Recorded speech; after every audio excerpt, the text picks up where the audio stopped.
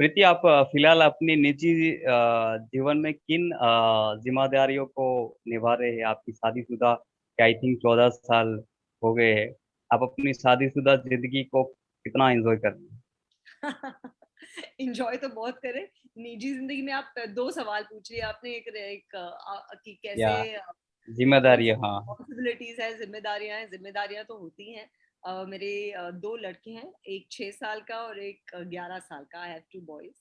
सो वो तो आप जानते ही होंगे कि दो लड़के हैं तो जिम्मेदारियां तो उनकी हैं ही।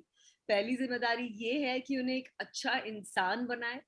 उनकी स्टडीज और उनके स्पोर्ट्स और ये सब साइड में रख के, पहली बात तो ये है कि जब आप एक लड़के की माँ हो तो आपके ऊपर एक बहुत बड़ी जिम्मेदारी है कि आप एक अच्छा, पहले तो बात तो एक अच्छा इंसान बनाएं। एक ऐसे लड़के को दुनिया में लाएं जो रिस्पेक्ट करना सीखे हर एक इंसान का, चाहे वो मेल हो फीमेल हो, और केयर करना सीखे, केयरिंग हो, दूसरों की फीलिंग्स को समझे और सिर्फ अपने आप को आगे ना रखे। So I am trying that my boys will be good human beings first. वो तो मेरी पहली जिम्मेदारी है।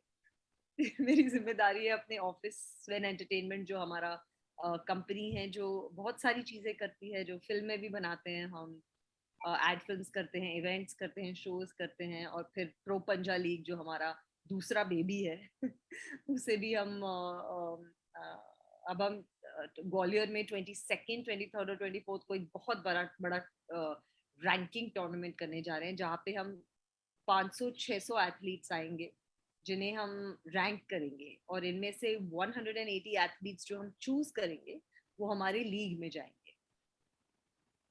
प्रीति, मैं जानना चाहूंगा कि जैसे भी हम लोग देखते हैं कि इंडस्ट्री में अ, अभिनेता का जो बेटा होता है वो भी अभिनेता बनता है, कलाकार बनता है। तो ये सवाल मैंने परवीन भाई को भी पूछा था, लेकिन आपको भी पूछना चाहता हूँ, और मैं आई थिंक मैं जानना चाहता हूँ कि आपके दोनों के विचार कितने सेम है। आई थिंक आप अपने क्या बच्चों की परवरिश कैसे देना चाहती है जब वो बड़ा होकर? क्या आप उसको इसी फील्ड में लाना चाहती है? देखिए, पहले तो मेरे बच्चे ज्यादा फिल्में नहीं देखते। देखते हैं तो सारा ज्यादा अपनी मार्वल्स, अपना एवेंजर्स और ये सब फिल्में देखते हैं। तो हिंदी फिल्मों में उन्हें अभी तक ज्यादा इंटरेस्ट नहीं है। लेकिन हम उन्हें किसी तरफ पुश नहीं कर रहे। हम चाहेंगे कि जो फील्ड वो चुने, हम उसमें उन्हें उत्साहित करें, उन्हें इनकरेज करें कि आप जो भी फील्ड में जाएं हम आपको सपोर्ट करेंगे। हम ज्यादा पुशी पेरेंट्स नहीं हैं। हम उन्हें पुश नहीं करेंगे ये करो वो करो वो करो। We will just encourage them, and whatever field they choose we will support them. Film मोहब्बत की अगर बात आती है तो किरण को आज भी लोग जानते हैं, और उस किरदार ने आपको एक बड़ी सफलता उस किरदार के जरिए आपको मिली थी। आज लोगों को किरण कितनी याद है? अभी मोहब्बतें के बारे में मैं क्या क्या कह सकती हूँ। आई मीन अब तक जो मुझे प्यार मिलता है अब तक, जहां भी मैं जाती हूँ लोग अब तक मुझे किरण कहते हैं। अम, मेरी एक पहली म्यूजिक वीडियो रिलीज हुई थी, चुई मुई सी तुम लगती हो। तो उस वीडियो से भी मुझे इतना प्यार मिला था। आज तक लोग मुझे यहाँ तो चुई मुई लड़की कहते हैं या तो किरण कहते हैं। सो और आई थिंक हम बहुत ही फॉर्चुनेट थे। हमारे जैसे बहुत कम फॉर्चुनेट है जिन्हें अपनी पहली फिल्म में ही इतना बड़ा प्लेटफॉर्म मिलता है, इतने अच्छे लोग मिलते हैं काम करने के लिए, और इतनी ऐसी टीम मिलती है जो आपके ऊपर काम कर रही है। आदित्य चोपड़ा आपको डायरेक्ट कर रहे हैं, यश यश चोपड़ा इसे प्रोड्यूस कर रहे थे, मनीष मल्होत्रा आपके कॉस्ट्यूम्स कर रहे हैं, फराह खान आपको प्रेजेंट कर रही हैं, अपने सॉन्ग्स में सिखा रही हैं डांसिंग, गीता गीता जी आपको इंडियन क्लासिकल डांस सिखा रही हैं। सो विदुर जी आपको हिंदी डिक्शन, और बैरी जॉन को दिल्ली से लाया जा रहा है आपको थिएटर ट्रेनिंग देने के लिए, वॉइस थ्रोइंग लेसन्स के लिए, डिक्शन, हिंदी में डिक्शन के लिए। इस तरह का ट्रेनिंग हमें किसी और फिल्म में नहीं मिलता। सो आई वुड से कि मोहब्बतें से हमारा एक बेस पैदा हो गया। एक हमें इतनी एक हमें स्क्रीन पर ऐसे ही नहीं लाया गया, हमें बहुत ट्रेनिंग और मोल्ड किया गया उस कैरेक्टर के लिए, इस रोल के लिए। सो आई थिंक एक बहुत ही मेरे लिए यादगार मौका था, बहुत ही यादगार समय रहा मोहब्बतें का। और अब तक मुझे उस फिल्म के लिए बहुत प्यार है। प्रीति, आपकी फिल्मों के दौर में फिल्मों के अलावा कलाकारों के पास कोई फिल्म के अलावा कोई और दूसरा विकल्प नहीं था। आज के ओटीटी जैसे डिजिटल माध्यम के जरिए हर कलाकार, हर न्यू कॉमर्स, आउटसाइडर हो या इनसाइडर कलाकार को अच्छे कंटेंट का हिस्सा बनने का मौका मिलता है। क्या आपको नहीं लगता कि आपको भी बहती गंगा में हाथ धोने चाहिए? हाँ बिल्कुल, मैं क्यों नहीं, मैं भी बहती गंगा में हाथ धोऊंगी।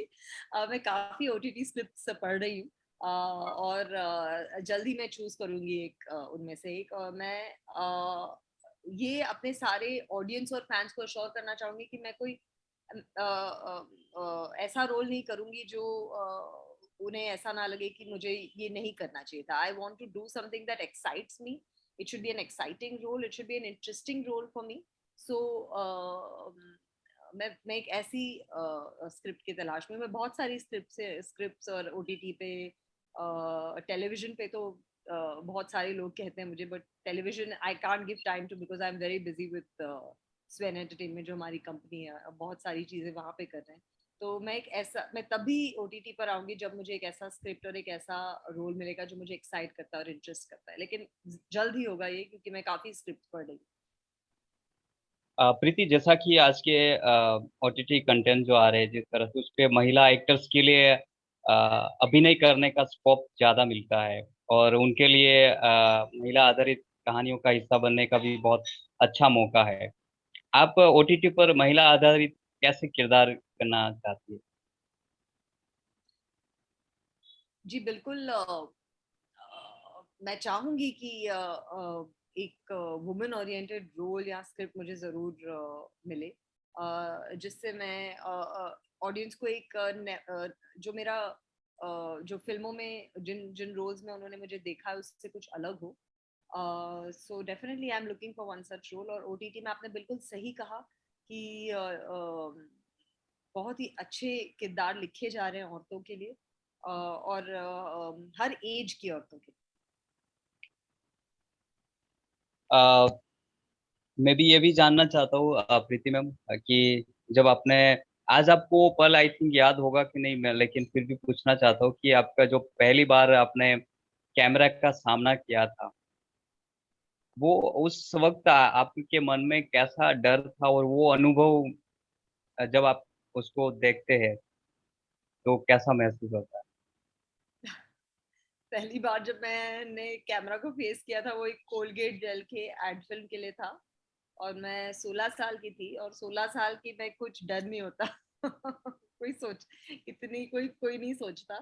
सो उसके बाद भी जब मैंने पंकज उधास जी का म्यूजिक वीडियो किया था सच बोलता हूँ मैं, उस टाइम भी कोई डर नहीं था मुझे। आई डोंट थिंक कि मैंने कभी, क्योंकि ये मेरा ड्रीम या एम्बिशन नहीं था कि मैं एक एक्ट्रेस बनूं। और ये मेरा एक उस टाइम पे मेरे लिए एक पैशन नहीं था कि मैं सिर्फ I was going with the flow, जो जहां मुझे जिंदगी ले जा रही थी मैं जा रही थी। So, मैंने इतनी सोच नहीं डाली अपनी करियर में। थोड़ी देर ये इंटरेस्ट और ये पैशन मोहब्बतें के बाद ही आया, कि ये मैं मेरा एक करियर चॉइस है। Acting in films and being an actor is now my career. अब ये मेरा करियर है और ये मेरा चॉइस है कि मैं एक एक्टर बनूं। तो वो मेरे लिए थोड़ा बाद में ही आया। क्योंकि ये मैंने कभी सोचा नहीं था कि मैं एक एक्ट्रेस बनूंगी। मैं तो कंप्यूटर ग्राफिक्स कर रही थी। मेरे लिए it's just something that happened, वो हो गया। तो आप अ, कह रहे हैं कैसा रहा आपका पहला लम्हा? वो क्या पहला लम्हा कुछ मुझे कुछ, मैं डर कभी नहीं था कैमरा फेस करने आज क्या आपको वो भूख फिर से है कि लोग आपको फिर से उसी तरह की किरदार में ऑडियंस देखे जो आई थिंक आपको देखना में। चाहती है? डेफिनेटली ये तो एक actor, once an actor always an actor. एक बार आप एक एक्टर हो तो वो आपके ब्लड से कभी जा नहीं सकता। जो एक्साइटमेंट एक फिल्म को देखने पे स्क्रीन पे है, जो अपने आप का परफॉर्मेंस जो आप स्क्रीन पे देखते हो वो एक एक्साइटमेंट, जो यहाँ आप स्टेज पे रहते हो वो भी एक एक्साइटमेंट है, जहाँ ऑडियंस आपको देख रही है और आपके लिए चीयर कर रही है। सो आई थिंक एक एक बार आप एक एक्टर बने और आप जब आप एक एक शॉट या जिस पे आपने बहुत काम किया, या एक कैरेक्टर जिस पे आपने बहुत काम किया, वो आप फाइनली वो शॉट देते हैं, तो वो जो एक्साइटमेंट और जो जो पैशन आता है आप में, वो मैच नहीं कर सकते। तो एक बार एक एक्टर है आप, तो आप हमेशा एक्टर ही रहेंगे और वो भूख हमेशा रहेगी। तो यस, मुझ में ये भूख है कि मैं एक ऐसा रोल करूं जो मैं वापस अपने फैंस को दिखा सकूं कि मेरी जो एक्टिंग पोटेंशियल है वो अभी अनटैप्ड है। प्रीति, मेरा एक थोड़ा सा अटपड़ा भी सवाल है। आई थिंक ये बहुत सारे इंटरव्यूज में पूछा गया होगा, लेकिन फिर भी मैं पूछ लेता हूँ कि अ, आज की अगर दौर में देखा जाए तो नेपोटिज्म, ये सारी चीजें तो चलती रहती है, लेकिन उसके साथ साथ अभी उम्र और लुक्स के भी बहुत इंडस्ट्री मानती है। तो ये चीजें आपके लिए कितनी मायने रखती है? क्या आप मानती है कि अ, महिलाओं एक्टर्स के लिए उम्र और लुक्स भी मायने रखने चाहिए? देखिए ये कोई बुरी बात नहीं है कि कोई अपने दोस्तों के साथ काम करना चाह रहा है, या अपने बेटे या बेटी को प्रमोट कर रहा है, या अपने फ्रेंड्स को ही प्रमोट कर रहा है। लेकिन ये सब चीजें मुझे लगता है काफी बदल रही हैं इंडस्ट्री में। लोग चाह रहे हैं कि वो अपनी फिल्म और अपने रोल के लिए एक ऐसे कलाकार को ले जो जो रोल या फिल्म को सूट करे। नेपोटिज्म ने कभी मुझे, मैंने इतना सोच नहीं दिया ऐसे, क्योंकि मुझे कभी ऐसे लगा नहीं अपने टाइम इंडस्ट्री में कि कोई मुझे, क्योंकि मैं फिल्म फैमिली से नहीं हूँ, कि मुझे लोग कोई कम रिस्पेक्ट दे रहे हैं या कम रोल्स दे रहे हैं। मुझे ऐसा कभी फील नहीं हुआ। मुझे इनफैक्ट बहुत प्यार मिला है इंडस्ट्री के सारे लोगों से जिनके साथ भी मैंने काम किया है, और हमेशा बहुत ही अच्छा लगा है। So I don't take this very seriously. ये सब चीजें हैं जो लोग बातें करते रहते हैं, so I don't take it so seriously. Preeti, मेरा लास्ट सवाल है कि आपके करियर में सक्सेस एंड फेलियर्स जैसी भी चीजें बहुत आई होगी। सक्सेस को लोग उसके सक्सेस के तौर पर लेकर फेलियर्स को भूल जाते हैं। आपने फेलियर से क्या सीखा? कोई भी नहीं चाहेगा कि उनकी फिल्म फेल हो जाए, लेकिन हर एक इंसान अपनी फिल्म पर बहुत काम करता है।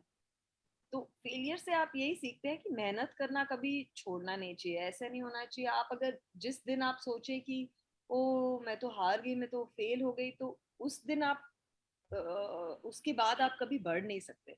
सो आई थिंक फेलियर से यही सीखना चाहिए कि वो डिसल्यूजनमेंट नहीं होना चाहिए, क्योंकि ये आपको समझना चाहिए कि हर एक की जिंदगी में किसी ना किसी तरह का फेलियर तो आएगा ही। ऐसा हो ही नहीं सकता कि आपकी जिंदगी हमेशा अपवर्ड ट्रेंड पे ही रहे, कभी डाउनवर्ड ट्रेंड तो आएगा ही। तो फेलियर से यही सीखते हैं कि जब आप अप जा रहे होते हैं तो remember to be nice to the people when you are going up, because you will meet them when you come down. जब आप नीचे आ रहे होंगे तो सभी लोग मिलेंगे।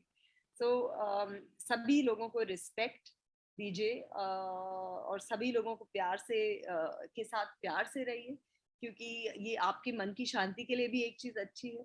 और that is the most important thing कि आपने जिंदगी में कितना प्यार पाया, ना कि आपने जिंदगी थैंक में यू सक्सेस पाई। Thank you so much Preeti. Nice talk with you and once again आपके खेल के लिए और कुश्ती के लिए भी जो आपका शो आ रहा है, मुझे लगा कि एक ग्वालियर में आई थिंक होने वाला है। 22nd, 23rd और 24th को ग्वालियर में हमारा रैंकिंग टूर्नामेंट, बहुत ही उसके लिए भी सारे आपको ढेर सारी सारे इंडिया शुभकामनाएं। से एथलीट्स आ रहे हैं, तो हमारे लिए बहुत ही it's a very difficult tournament to handle, but let's hope कि बहुत अच्छा जाए। Thank you so much Preeti, thank you very much, thank thank you, thank you you Dinesh. And